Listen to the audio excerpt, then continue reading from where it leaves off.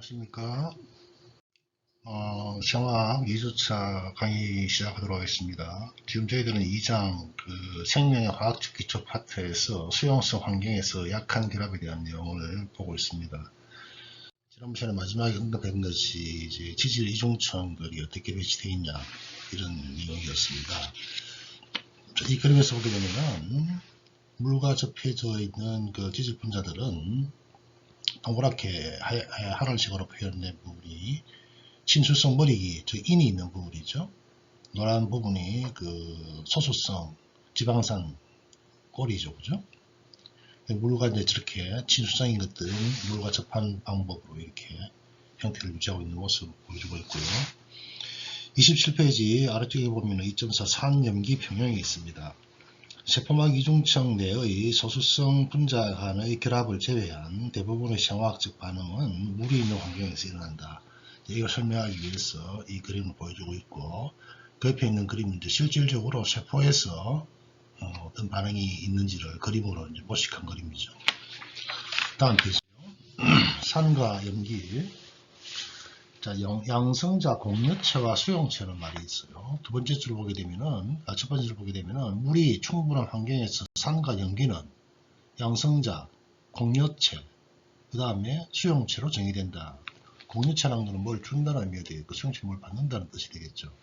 자, 예를 들어서 강산의 경우에 수성 환경에서, 예를 들어서 여기 우리 교과서에서는 그 HCl을 들어놨어요. 강산은 수용성 환경에서 양성자와 짝염기로 거의 완전히 해리된다 이렇게 되어 있어요.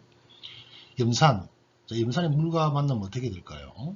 물과 만나면은 양성자인 H+와 그 다음에 짝염기인 클로라이드 마이너스로 해리가 됩니다. 그렇죠? 수용액 중에서 H+의 농도는 수용액 중에 포함된 HCl 몰 농도와 거의 동일한 수준으로 유지되겠죠. 자, NaOH는 뭐죠? 수산화 나트륨이죠. 수산화 나트륨. 대표적인 강염기입니다. 이것 또한 강한 양성자 수용체 OH 이온과 짝산으로 분리가 될 것입니다. 밑에 있는 표를 보게 되면은 표 2.6 약산과 짝염기에 되어 있는데요. 우리 생화학 반응에서 많이 나타나는 내용들입니다. 잠시 보도록 하겠습니다. 여러분들 꼭 눈으로 한번 봐야 될 내용들은 아세트산 같은 이런 경우, 그다음 락트산, 그다음 인산, 인산은 또 이제 여러 가지 그 수용의 농도에 따라서 양에 따라서 달라지는 게 있고요. 탄산이온, 맨 밑에 암모늄 이온 이런 것들은 좀 눈을 여겨서 봐주기 바랍니다. 그 옆에 있는 그림 2.7은 뭐죠? 생리적 pH의 범위를 보여주고 있는 거예요. 맨 위에 보니까 매우 강한 염기성, 좀 전에 교과서에 언급한 수산화 나트륨, NaOH, 맨 밑에는 HCl이죠. 그죠? 여러분이 위액은 뭐 당연히 산성이라는 거 다 아시죠? 그 다음 우리가 통상적으로 마시는 식초, 토마토 주스, 뭐 타액 우유는 거의 중성이고요. 뭐 이런 것들, 달걀 흰자까지 이런 것들이 있네요. 여기 보니까 인체 내 체액은 대부분 pH가 6.5에서 8 사이의 값을 갖는다. 이 범위 내에서만 생리적 대사 과정이 수행될 수 있다. 이렇게 정의를 내려놓고 있습니다. 다음 페이지요. 다음 페이지 넘기도록 하겠습니다. 다음 페이지로 32페이지로 갑니다. 32페이지. 32페이지 개념 있는 부분에 해당하는 테라그래프 내용을 보도록 합니다. 방금 언급했듯이 모든 생물체는 pH 값이 어느 정도에서 유지된다 그랬죠? 6.5에서 8 정도의 어떻게 보면 아주 굉장히 좁은 범위입니다. 예를 들어서 인간의 정상 혈액, 여러분들의 혈액의 pH가 한 7.4 정도입니다. 이건 거의 동등합니다. 이는 거의 대부분의 인간 세포 내의 pH 값하고도 비슷합니다. 만약에 pH가 정상적인 경우 한 7.4쯤 되는데 6.8 이하로 낮아지거나 반대로 7.8 이상 높아지게 되면 세포는 치명적인 손상을 입게 됩니다. 따라서 혈액의 pH가 7.2 이하로 낮아지는 것은 의학적 응급 상황이다. 의학적 응급 상황이다 라고 하는 것은 목숨을 잃을 수 있는 상황이다 이런 뜻입니다. 이렇게 pH가 비정상적으로 낮아지는 것을 케톤 산증 혹은 대사성 산증이라고 한다 정의되어 있네요. 자, 케톤 산증이 뭔지 한번 정의를 내리고 넘어가도록 합니다. 기아, 당뇨병 중에서 1형 당뇨병이네요. 이런 환자들에게서 주로 발생할 수 있으며, 자, 지금 보시는 슬라이드에 의하면은 과도한 알코올 섭취도 여기에 해당합니다. 그 다음에 대사성 산증은 신장의 손상으로 인해서 우리 몸속에 있는 산을 제대로 제거하지 못하게 된다. 그럼 아무래도 산증이 올라가겠죠. 이런 환자에서 발생하는 것입니다. 그 다음에 폭염이나 장기간의 격렬한 운동, 이는 수분 소실이 많아지기 때문에 생기는 현상입니다. 이 슬라이드 다시 한번 봅니다. 당뇨병, 기아, 알코올 뭐 이런 말씀을 드렸고요. 그래서 pH가 낮아지는 상태, 결과적으로 혈액의 산도가 낮아져서 혼수 상태에 빠지고 응급 상황에 이른다 그랬어요. 케토시스, 조금 전에 이야기했듯이 이것들이 잘 배설이 안 되는 과정에서 나타난 이야기고, 이러한 케톤산이 만들어지는 과정, 이걸 의미하는 거예요. 뇌하수체 및 이자에서 분비되는 호르몬에 의해서 조절된다. 또한 간의 글리코겐이 감소하면 많아진다. 이렇게 되어 있네요. 자, 밑에 보니까 케톤체의 화학적 구조라고 세 가지를 제시해 놨습니다. 앞으로 케톤체이라면 이 세 가지다라고 하는 것을 여러분들이 주지해 주셔야 됩니다. 자, 아세톤 많이 들어보셨죠? 아세톤이 대표적인 케톤체의 하나의 구성 요소입니다. 그 다음 아세톤이 두 개 연결되어 있는 모습이죠. 이걸 우리가 아세테이트 이렇게 이야기하고요. 그 다음에 하나가 하이드록시기로 바뀌었죠. H+, H를 하나 받아들이는 거에서. 그래서 하이드록시 뷰틸레이트, 이 세 가지가 대표적으로 우리 인체 내에서 발견되는 케톤체입니다. 그래서 여러분들 앞으로 케톤체이라면 아세톤, 아세토, 아세테이트, 베타 하이드록시 뷰틸레이트 뭐 이런 것들이 케톤체다. 꼭 기억을 해주기 바랍니다. 그 다음 페이지는 제가 케톤 산증 중에서 특히 케톤 산증은 타입 1 다이아베트 환자에게는 굉장히 위험한 요소들입니다. 그래서 특히 케톤 산증 중에서도 당뇨병과 연관된 사람들에서 나타나는 변화를 나타내는 표를 가지고 왔고요. 그리고 파란 그림은 이런 케톤 산증이 전신에서 나타나는 다양한 생리적 변화를 총괄적으로 정리한 간단한 그림이 되겠습니다. 참고해 주시기 바랍니다.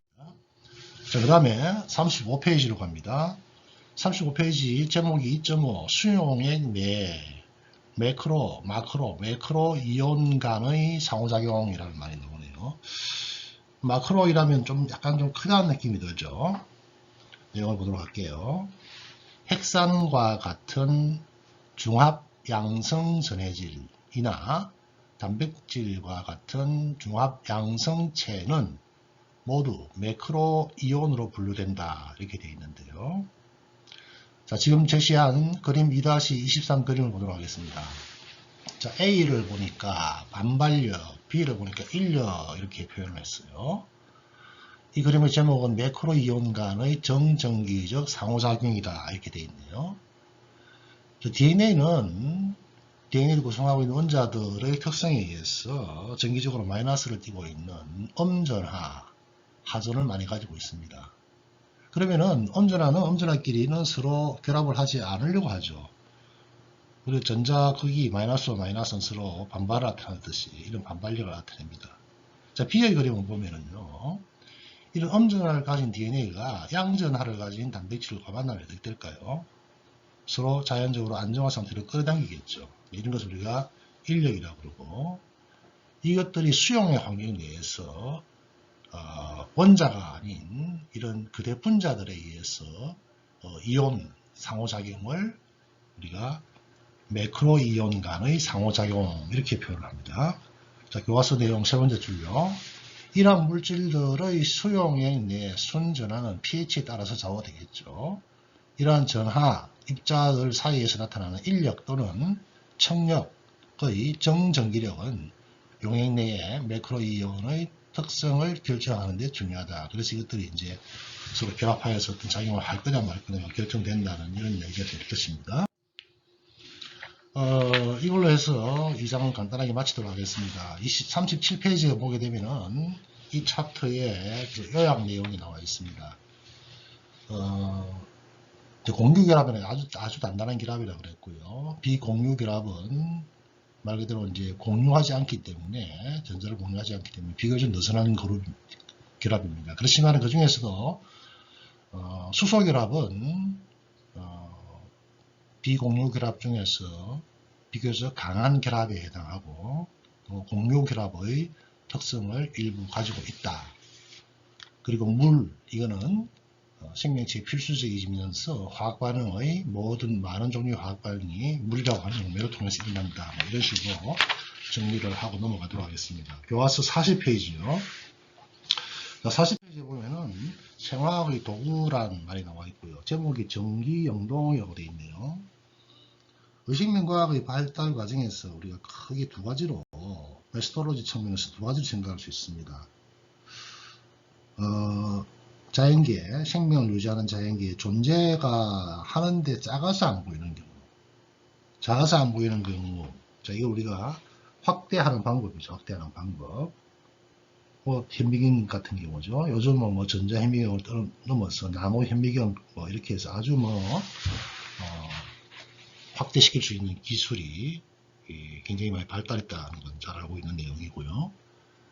그 다음에 있기는 있는데 시각화가 안 되는 것들을 분리 정제하는 기술입니다. 바이오테크놀로지 기술인데요. 그 중에 하나가 전기영동 기술입니다. 전기영동이라고 하는 것은 우리 교과서에 정의를 내려놨듯이 용액에 전기장을 걸게 되면은 전기장이라는 건 한쪽은 플러스가 되겠고 한쪽은 마이너스가 되겠죠. 그렇죠? 그래서 만약에 이 전기장을 걸게 되면은 플러스 전기를 띠는 어떤 물질인 어떤 분자들은 마이너스로 이동하려고 할 것이고 마이너스는 그 반대가 되겠고 중성인은 어떻게 되겠어요? 안 움직이고 가만히 있겠죠. 그죠? 이렇게 이동하는 현상을 우리가 전기영동 이렇게 이야기합니다. 전기영동 이렇게 이야기하고요. 여기 보면 1, 2, 3 그림 3개가 있는데요. 자, 1번 보니까 용액을 먼저 여기에 그 다음에 거기다가 샘플을 올려놓습니다. 샘플을 올려놓고 전기를 가하게 되면 이 전기를 가하게 되면은 어떻게 됩니까? 부피가 작은 놈들은 막 이동을 하겠는데, 자, 여기 샘플을 올리는 걸 우리가 젤이라고 그래요. 젤 판에다 이걸 올려요. 젤은 어떤 상태죠? 우리가 젤이라면은 액체와 고체의 중간 상태다. 이렇게 막 쉽게 설명할 수 있죠. 예를 들어 여러분들이 드시는 묵 같은 거. 근데 이제 이런 묵을 드시면 어떤 경우에는 젓가락으로 묵을 잡으면 어떤 경우는 쉽게 잘 부서지고 또 어떤 경우는 조금 단단한 경우도 있죠. 그거는 묵을 만들 때 젤의 농도를 높이느냐 낮아지느냐에 따라서 달라지는 것입니다. 즉 젤의 농도를 높게 하게 되면 젤을 구성하고 있는 사이에 공간이 굉장히 좁아지는 현상이고요. 그러다 보니까 딱딱해지는 거고, 젤의 농도를 낮추게 되면 구멍 포 사이즈가 커집니다. 적절한 포 사이즈를 만들어서 그 포 사이즈에 우리가 검출을 하고자 하는 물질들을 통과시키는 방법이에요. 그러면 아무래도 크기가 작은 놈들은 크기가 큰 것들에 비해서 빨리 이동하겠죠. 그 현상으로 물질을 분리하는 방법을 젤 일렉트로포레시스 이렇게 이야기합니다. 3번의 그림은 DNA 쪼가리들을 각각 분리시킨 결과를 보여주고 있는 겁니다. 그게 노랗게 되어 있는 것이 DNA 단편들입니다. 단편들이요. 어떤 것들은 뭐 같은 위치에 단편이 쫙 보이고 어떤 것들은 보이는 단편도 있고 안 보이는 단편도 있고 이렇죠. 이거는 뭐 법의학에서 뭐 친자 확인이라든지 뭐 지금 코비드와 연관된 그 DNA 검출이라든지 이런 거 할 때 쉽게 사용하는 방법입니다. 그리고 플러스 쪽이 있고 마이너스 쪽이 있죠. 그죠? 자, DNA는 아까 앞에서 어떤 전환을 가졌죠? 마이너스를 띈다고 그랬어요. 그러다 보니까 플러스 쪽으로 쫙 이동할 거예요. 그러니까 거기에서 플러스 쪽으로 빨리 내려간 것들은 DNA 크기가 아무래도 작은 것들이 되겠죠. 이런 식으로 해서 우리가 분리시키는 방법이 전기영동 방법이다. 이런 얘기가 되겠습니다. 다음 페이지요. 다음 페이지 보면은 기초 그림 해가지고 생화학 구조와 기능이라는 부분이 나옵니다. 좌측의 맨 밑에 보면은 세포는 유기분자로 이루어져 있다. 유기분자, 유기물, 탄소 중심이죠. 그래서 세포는 생명의 기본 단위를 이루고 있고, 세포는 DNA 형태의 유전 정보를 가지고 있으며 외부 자극에 반응하고 세포 분열을 통해서 정식한다. 살아있는 경우에 되겠고요. 이 그림에서는 4가지의 박스를 보여주고 있죠. 세포, 나아가서는 개체를 구성하고 있는 4대 물질이죠. 4대 구성요소. 자, 그 그림에서 오른쪽 맨 아래를 보도록 하겠습니다. 핵산입니다. 핵산. 이건 이제 4장에서 우리가 좀 더 상세하게 다룰 것입니다. 이 그림에서는 DNA 구조를 보여주고 있어요. 핵산에는 뭐 DNA, RNA 뭐 이런 것들이 포함이 되어 있다고 언급했습니다. 자, DNA 이중나선을 보여주고 있는데, DNA 염기 사이에 수소결합 이런 말이 있고, 단일 결합을 확대해서 보여주고 있고, 단일 결합을 형성하고 있는 뉴클레오타이드 단량체 2개를 보여주고 있습니다. 이런 핵산이 길게 가닥을 만들 경우에 이런 뉴클레오타이드 단량체와 단량체 사이에 결합에 의해서 일어납니다. 이걸 바로 우리가 포스포디에스테로 결합 이렇게 이야기합니다. 그래서 하나의 뉴클레오타이드와 하나의 뉴클레오타이드가 결합해서 2개가 되겠고, 또 붙으면 3개, 4개가 되겠죠. 그죠? 그럼 종합체가 될 거예요. 각각의 뉴클레오타이드 사이의 결합을 포스포디에스테로 결합이라고 이야기를 하겠고, 이거는 좀 이따 다시 배울 거예요. 그 다음 바로 위에는 탄수화물이 있네요. 탄수화물. 탄수화물은 CHO가 1대 2대 1로 구성이 되어 있는 것들입니다. 대표적인 에너지 저장체이기도 하고 세포 내에서 신호 전달에 중요한 역할을 하고 있네요. 이건 저희들이 9장에서 좀 다시 배우게 될 것입니다. 그 다음 위에 보니까 단백질은 20개의 아미노산으로 구성되어 있죠. 사실 지구상에는 인간의 몸에서 발견되지 않는 수많은 종류의 아미노산들이 발견이 됩니다. 20가지라고 하는 것은 인간을 구성하고 있는 단백질의 아미노산 종류가 20가지라 이런 이야기예요. 자, 거기에는 유비키틴이라고 이름 붙여진 단백질을 예를 들어서 보여주고 있습니다. 이 유비키틴은 세포 안에서 불필요한 단백질 혹은 수명이 다한 단백질, 빨리 사라져줘야 할 단백질 이런 것들을 인식하여서 그것을 분해시키는 데 관여하는 단백질입니다. 자, 이 단백질은 여러분 잘 아시다시피 아미노산들로 구성이 되어 있죠. 그죠? 아미노산들로.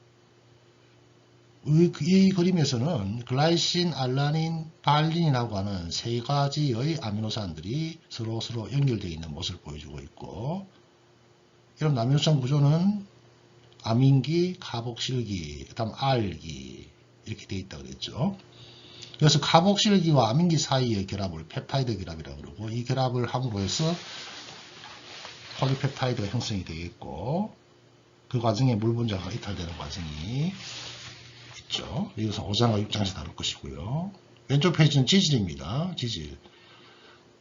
이 지질에서 맨 오른쪽에 있는 트리아실글리세롤. 이 글리세롤에 트리, 지방산이 3개 붙어 있는 모습이 기본적인 지방산, 중성지방이라고 합니다. 그런데 이 중에서 하나가 지방산이 아닌 인이 붙어 있는 경우를 우리 교과서의 그림을 보여주고 있네요. 인지질 이렇게 이야기하죠. 그래서 양측예성을 가신다.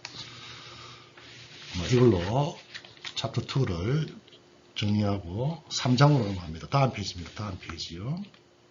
자, 다음 페이지 보니까 제목이 생명의 에너지론이라고 되어 있습니다. 4개의 챕터로 되어 있는데 이 챕터는 굉장히 빨리 지나갈 거예요.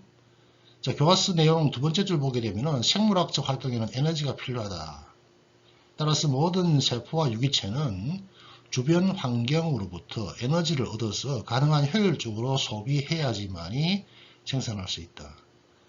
자, 우리 동물과 같은 경우에는 에너지를 어디서 얻죠? 식물체가 얻어놓은 에너지를 우리가 얻는 건데, 그 식물은 태양의 빛 에너지를 화학 에너지로 저장한 것을 우리가 사용하는 것이죠. 3장 시작하는 그 챕터의 왼쪽에 보게 되면은 반딧불이 나와 있습니다. 이 반딧불이 루시페린이라고 하는 것이 뭐로 바뀌죠? 옥시루시페린으로 바뀐다. 자, 거기 보니까 필압 화학 구조를 한번 보세요. 루시페린이 뭐가 있어야 되죠? ATP가 있어야 돼요. 에너지가 있어야 돼요. 저 빛 에너지를 내기 위해서 에너지가 필요하다는 이야기고요. 또 뭐가 필요하죠? 산소가 필요하다는 거예요. 그래서 루시페린에 산소가 붙는 과정입니다. 그래서 산소죠. 옥시젠이 루시페린에 붙을 때 ATP가 AMP로 바뀐다. 즉 ATP라고 하는 에너지가 필요하다. 이런 이야기가 되겠습니다. 그렇게 함으로 해서 빛이 나게 되는 이런 형태를 지금 예를 들어서 보여주고 있네요. 다음 페이지요. 3-1 자유에너지로 합니다. 자유에너지. 자유에너지의 정의를 잠깐만 봅시다. 맨 위에 보니까 자유에너지에 대해 논하는 이번 장의 학습 목표는 자유에너지 변화로 요구되는 또는 방출에 대한 프로세스가 어떻게 진행되는지를 보여주는 것이다. 이렇게 되어 있네요. 우리가 일반적으로 자유에너지라 그러면은 음의 자유에너지와 양의 자유에너지로 나눌 수 있습니다. 그 사이에 제로라는 것은 평형 상태를 의미합니다. 자유에너지에 가지고 델타 G라 표현을 하고 있죠. 우리가 생화학이나 생물학적 이런 과정에서 델타를 주로 이제 차이, 변화량을 갖다가 의미할 때 델타라는 기호를 많이 씁니다. 그리고 자유에너지가 마이너스다. 이럴 경우에는 이를 수행할 수 있는 상황을 의미하고 연력학적으로 선호되는 반응입니다. 자유에너지가 플러스다라면 이를 수행하기 위해서 에너지가 필요한 경우예요. 에너지는 어디서 뭔가를 가져와야 돼요. 귀찮은 반응이에요. 그래서 연력학적으로 선호되지 않습니다. 그래서 빨리 이것을 원래 안정된 상태로 돌리려고 하는 이런 반응을 음의 자유에너지 이렇게 이야기를 하고요. 그리고 46페이지에 보게 되면 네 번째 줄 세포에서 유리된 자유에너지의 변화량은 단백질 합성, 단백질 구조 형성, 세포 간 이온 수송이라든지 이런데 그 다음에 아데노신 3인산 생성. 자, 아데노신 3인산, 아데노신 트리포스페이트, 인산기가 3개인 ATP, 에너지 화폐라고 하는 거죠. 생성 등 세포 생물 에너지학의 중심 역할을 한다. 이렇게 되어 있네요. 다음 넘깁니다. 여기 고화스에서는 엔트로피 법칙이나 연력학 법칙 이런 것들이 나오는데 화학 물리학적인 내용이라서 생략을 하도록 하겠습니다.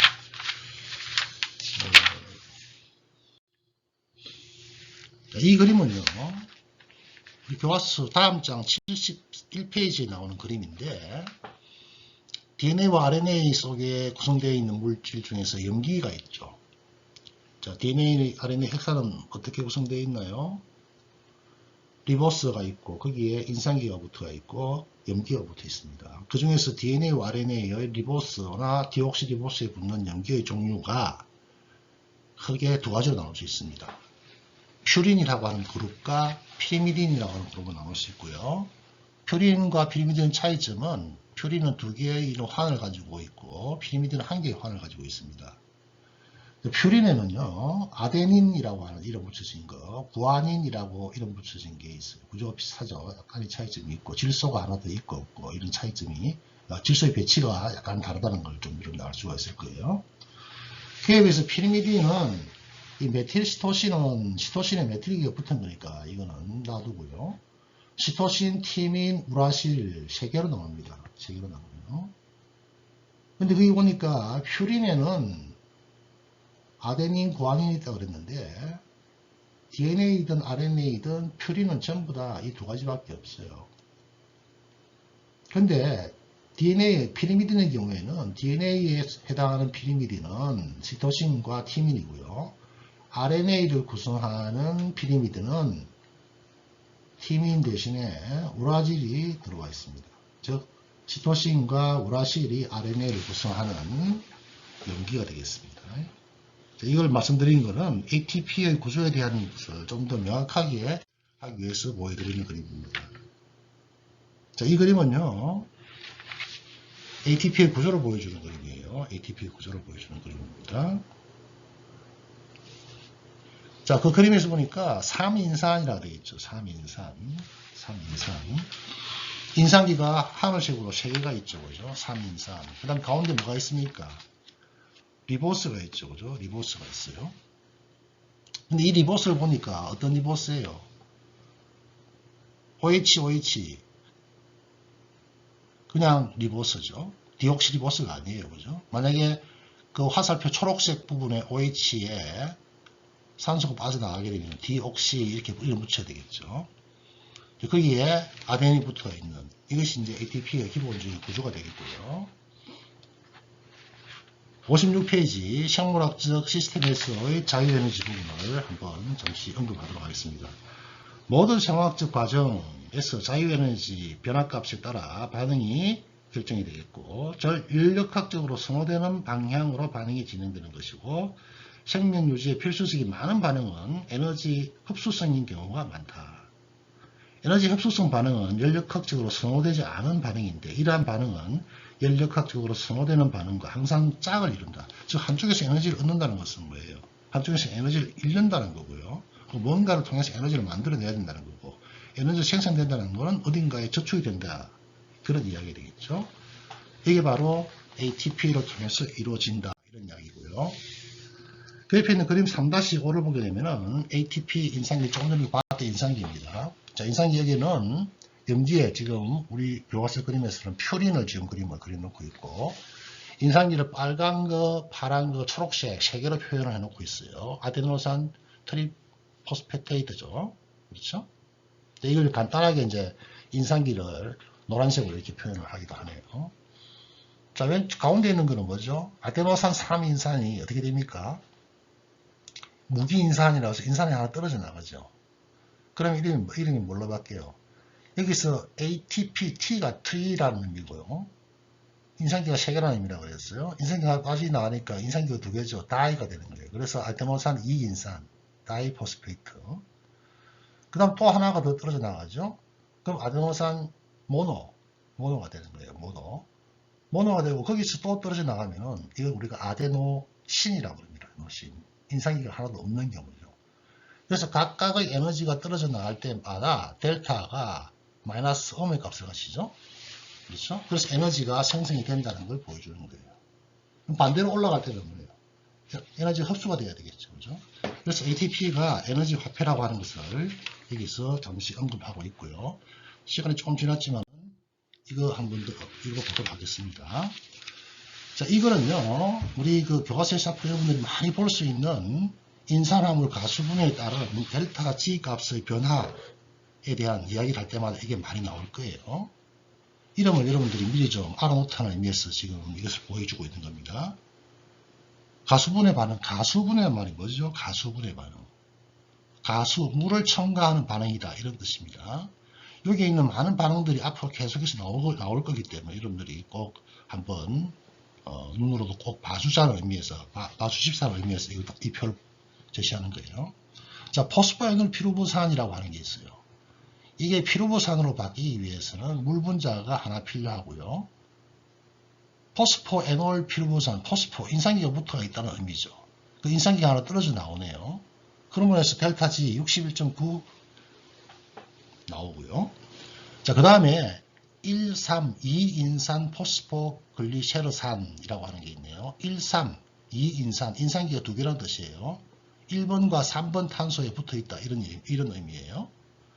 자, 거기에 물 분자 하나 가해지면은 1번에 있는 인산기가 떨어져 나와요. 2인산이 아니죠. 그러면은 3 포스포글리세르산이에요. 그러면은 인산기가 하나 또 떨어져 나오죠. 자, ATP 같은 경우에 물 분자와 만나게 되면 AMP로 바뀌고 PP, 인산기가 2개가 되어 있다. 2개가 붙어 있는 인산기. 이걸 파이로 인산이라고 그러는데요. 그 다음에 인산 아세틸. 거기에 물 분자가 들어가게 되면은 아세트산염이 되고, 역시 인산기 빠져나오고, 크레아틴 인산. 이건 여기 중요한 겁니다. 그 다음 뭐 ATP, AMP, 글루코스 6인산, 글루코스 1인산. 이제 글루코스 중에서 1번의 인산기가 있는 거, 6번의 인산기가 있는 거. 여기 분해가 되게 되면은 글루코스로 바뀌면서 인산기가 떨어져 나오는 요 과정들은 앞으로 많이 나오기 때문에 제가 여러분들한테 한번 간단하게 언급을 하고자 합니다. 3장은 이걸로 마치도록 합니다. 지금 이 3-7에 보면은 또 뭐 중요한 인산화 가수 분해가 있는데 요거 잠시 그림을 여러분들 한번 봐주기 바랍니다. 이거는 생화학식으로 중요한 인산 화합물의 가수 분해 반응입니다. 앞에 봤던 것 같고 비슷한 내용들이니까 여러분들이 이게 다 가수분해 반응이죠. 인산이 빠져나오는 걸 그림으로 모식적으로 표현한 겁니다. 3장은 간단하게 이걸로 마치도록 하고 다음 시간에 4장으로 넘어가도록 하겠습니다. 자, 3장에서 여러분들이 뭐 특별하게 기억할 건 없지만은 ATP의 구조적인 측면, 그 다음 인산기, 그 다음에 자유에너지, 음의 경우, 양의 경우가 어떤 상황인지 이런 경우를 잘 좀 정리해 놓기 바랍니다. 수고하셨습니다.